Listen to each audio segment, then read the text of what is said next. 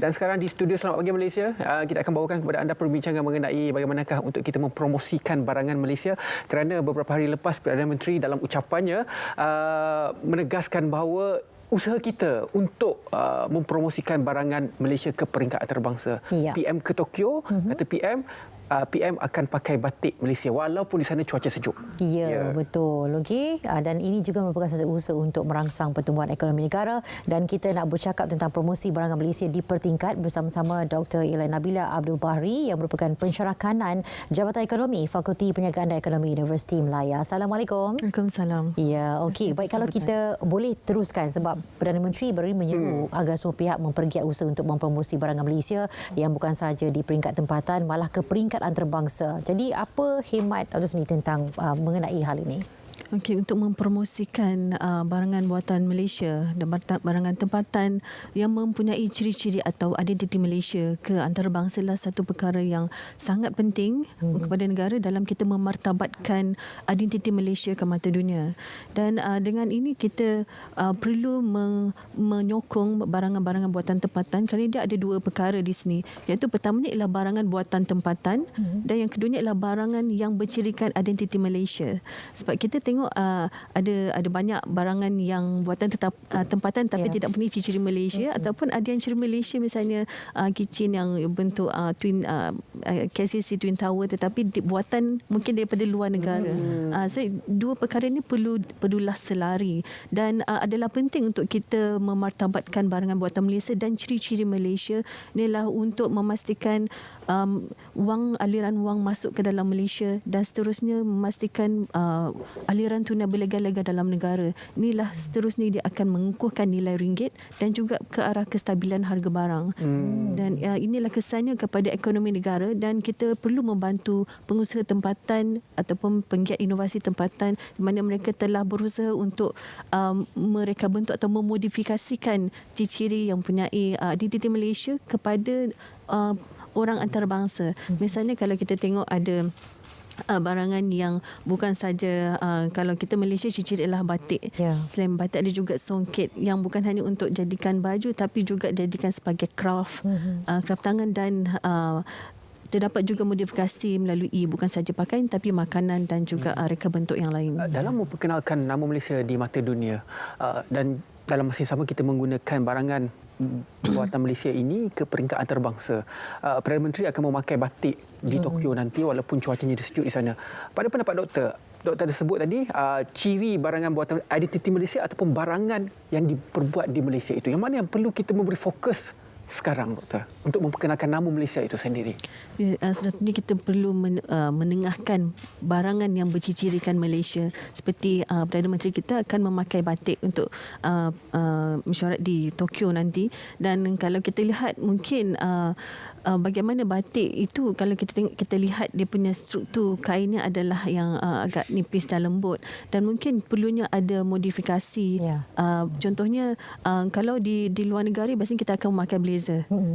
Dan mana blazer kalau kita tahu dia dapat melindungi badan kita daripada cuaca sejuk dan memberikan sedikit haba. Dan mungkin perlunya ada inovasi, misalnya pakaian batik ataupun kain batik digabungkan dengan kain yang berstruktur keras untuk memberikan nafas baru bagaimana ia boleh menjadikan satu pakaian moden Malaysia, misalnya blazer yang berjadikan batik misalnya. Sebab saya ada juga nampak orang membuat ataupun menghasilkan blazer daripada songket, tapi mungkin untuk dalam acara yang rasmi mungkin boleh diminimalkan supaya sekurang-kurangnya kita dapat menengahkan identiti Malaysia itu sendiri. Dan kalau bukan dari segi pakaian tetapi mungkin dari segi misalnya makanan. Kalau makanan, kalau kita tengok kita boleh ekspor, misalnya kita ada aiskrim yang berasa onde-onde menggula Melaka, kek onde-onde gula Melaka yang bercirikan Malaysia,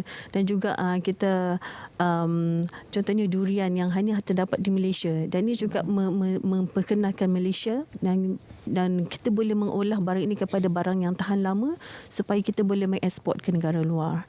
Dan selain itu ciri-ciri Malaysia juga seperti labu sayung, boleh jadikan sebagai cenderamata, ya, yang kalau kita tahu banyak terdapat di Kuala Kangsar.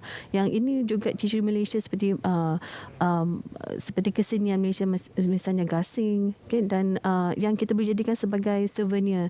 Yang saya rasa kita perlu memperluaskan ciri-ciri yang berantitikan Malaysia dan juga selarikan dengan barangan buatan Malaysia. Dan kita juga kalau kita lihat kesenian daripada bukan saja seperti di negeri Kelantan, Terengganu, Sabah, Sarawak, dia mempunyai ciri-ciri kesenian tersendiri yang saya kira kita perlu ketengahkan bagaimana untuk kita menginovasikan, menembusi pasaran antarabangsa, bukan saja untuk dijual di dalam untuk pelancong datang ke Malaysia, tapi untuk dibawa keluar. Dan ini adalah untuk meningkatkan ekspor Malaysia ke pasaran dunia. Okey, kita bercakap tentang cost effective pada kalau kita ada segi aspek persaingan. Selalunya kita akan dapat dari luar harganya lebih murah nak berbandingkan dalam negara kita sendiri. Contoh tadi kita beri contoh yang keychain gitu. Ya, betul. Memang asalnya itu ialah KLCC, Menara KL ialah Kuala Lumpur, Malaysia. Betul. Tetapi dibawa daripada negara luar contohnya. Betul. Dan yang keduanya ialah beli batik. Kita ada pilihan. Kalau nak beli batik sekarang memang digalakkan setiap hari Khamis untuk pejabat awam untuk kita memakai pakaian batik. Jadi ada pilihan. Kata selalunya kalau batik Malaysia ni memang selalu orang kata harganya boleh tahan mahalnya juga. Jadi dia akhirnya akan diambil yang serupa batik yang diimport yang harganya lebih murah. Jadi dalam soal ini bagaimana kita nak cuba bersaing dalam hal ini? Apresiasi itu satu perkara lah, tapi yang keduanya dalam kita mengatasi situasi supaya kita lagi mengharapkan barang-barang yang diimport, tapi kita lebih menghargai barang yang datang daripada negara kita sendiri. Okey, berkenaan dengan saranan kerajaan Malaysia di mana setiap hari Khamis kita digalakkan untuk memakai batik adalah satu usaha yang sangat baik dan penting untuk memastikan industri batik terus bertahan.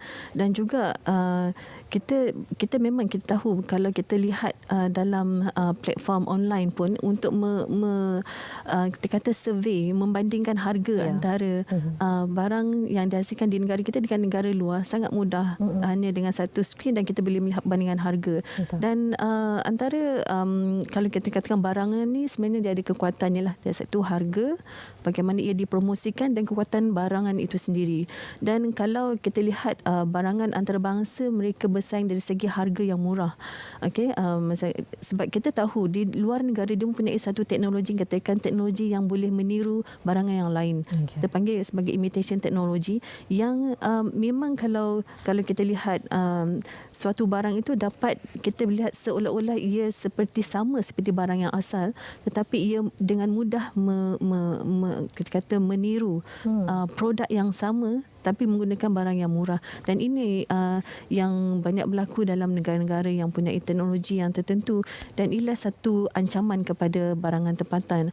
Dan walau bagaimanapun, walaupun kita mempunyai terpaksa bersaing dari segi harga oleh kerana terdapatnya teknologi yang boleh meniru barangan lain, tetapi kita mempunyai kelebihan kita. Misalnya di Malaysia kita adalah satu produk yang asli, okey, dan dari segi kalau kita bersaing dari segi pengusaha luar dan tempatan, misalnya kalau barang kita beli secara online, katakan barang itu saiz kita nak tukar, rosak dan sebagainya, sekurang-kurangnya kita boleh berunding dengan pengusaha tempatan. Tapi kalau pengusaha antarabangsa, bagaimana untuk kita nak berurusan dari segi sekiranya barang rosak mau ditukar ataupun saiz tidak sesuai perlu ditukar. Dan itu adalah segi kekurangan barangan luar. Walaupun mereka berjaya menarik minat dari segi harga, tetapi mungkin dari segi servis, perkhidmatan selepas jualan mereka mempunyai kekurangan. Dan di Malaysia juga dari segi misalnya makanan mempunyai status halal yang boleh diyakini berbanding dengan makanan yang dijual di luar negara. Yang mana kalau kita tengok ada banyak ejen-ejen pengeluar sijil halal yang merupakan pihak swasta yang tidak berautoriti yang untuk mengaut keuntungan. Dan inilah Malaysia mempunyai sebagai hub halal, hub yang katakan sebagai satu kelebihan yang Malaysia ada, yang seharusnya sebagai rakyat Malaysia membeli barangan buatan Malaysia yang boleh diyakini. Misalnya kita ada di Malaysia kita ada dari segi persijilan barangan perkilangan, misalnya Good Manufacturing Practice GMP, dan juga kita ada IMP, Islamic Manufacturing Process, dan kita ada kelulusan presiden yang menentukan kualiti barangan itu. Dan kita harus sungguh-sungguhnya menyokong barangan buatan tempatan, di mana kerajaan telah membelanjakan sejumlah wang yang besar dari segi pendigitalan, dari segi inovasi, research, pendidikan dan pembangunan, infrastruktur untuk membangunkan pengusaha tempatan dan hasil produk keluaran negara. Bercerita tentang macam mana kita mempromosikan barangan Malaysia ini ke peringkat antarabangsa ini berkaitan dengan bagaimana untuk kita menjana keuangan, ekonomi dan juga pendapatan peniaga, dan juga kehadiran platform membeli belah dalam talian ini, dia telah pun mematikan servis orang tengah itu, sehingga sekarang kalau dekat TikTok Shop boleh dapatkan baju RM1, RM2. Jadi bagaimana kalau kita tengok fenomena ini mampu mempengaruhi perniagaan itu sendiri? Pertama, yang kedua, dia mungkin menjadi pemangkin kepada untuk kita mempromosikan barangan Malaysia. Bagaimana? Ya. Sememangnya dalam platform ini terlalu banyak barangan yang dihasilkan daripada pelbagai pengeluar, dan even dalam negara juga kita bersaing dari segi harga. Misalnya harga di Penang dengan harga di Johor, harga di Kuala Lumpur, Selangor juga bersaing dalam negara, dan malah produk di luar negara lebih murah. Dan seperti yang saya katakan tadi, mungkin dari segi kekuatan produk itu sendiri, bagaimana kita dapat memberikan perkhidmatan selepas jualan, dan juga bagaimana mereka mendapatkan jumlah yang semurah itu, mungkin kerana teknologi yang satu, mereka dapat mengupah buruh yang lebih murah. Dan juga dari segi kualiti barang, mungkin kita boleh pertikaikan, ada yang barang yang murah tetapi tidak bertahan lama, seperti apa yang dihasilkan oleh produk luar negara yang terlalu murah. Dan ada yang mengambil kesempatan untuk membelikan produk yang murah dan menjual semula. Dan ini juga menjadikan satu tekanan kepada pengusaha yang benar-benar berinovasi, yang ingin mengekalkan kualiti barangan, yang telah melaburkan sejumlah wang untuk penyelidikan dan pembangunan, dan juga untuk paten. Dan ini sebenarnya adalah satu ancaman kepada tidak kira pengusaha tempatan, malahan juga pengusaha antarabangsa yang lain, yang di mana kita lihat banyak kita panggil ciplak, kan, kita kata barangan ini telah ditiru, dan dari segi hak cipta pengguna, dari segi pengeluar, mereka telah dari segi ancaman seperti yang peniruan barang ini adalah satu benda yang harus dihindari. Okey, baik. Jadi apa saranan penting yang boleh kita sampaikan kepada peniaga-peniaga tempatan untuk maju dan juga bersaing, khusus untuk kita ke arah peringkat antarabangsa, bukan hanya kita lokal saja? Ya, kalau kita lihat persaingan itu dari segi kekuatan barangan, kita tidak boleh kompromi dari segi kualiti barang. Kerana ramai yang menyangka barangan yang luar negara lebih berkualiti daripada tempatan, dan ini kan pula lebih murah. Dan kita tidak mahu pengguna tertipu dengan barang yang lebih murah, dan juga kita menyangkakan kualiti barangan luar lebih baik. Dan kita sebagai pengusaha tempatan, inilah satu cabaran dan perlu bersaing dari segi kualiti yang kita tidak boleh kompromi, dan perlunya ada kelulusan daripada pihak berautoriti untuk memastikan setiap proses yang dalam proses pengeluaran itu mengikut prosedur yang betul, dan memastikan keselamatan barangan tersebut dengan misalnya kalau barangan yang boleh guna dengan jaminan Kementerian Kesihatan Malaysia, dengan SIRIM, misalnya GMP, IMP, yang kita rasakan memberi keyakinan kepada pengguna untuk membeli barangan tempatan. Okay? Dan juga barangan pengusaha tempatan yang bercirikan identiti Malaysia, yang mungkin boleh diberikan nafas baru yang menarik minat misalnya golongan generasi Z dan juga milenial untuk membeli misalnya pemakaian batik yang mungkin dengan corak yang lebih moden, dan juga reka bentuk yang lebih moden, untuk menarik lebih ramai golongan muda juga membeli barangan buatan tempatan Malaysia.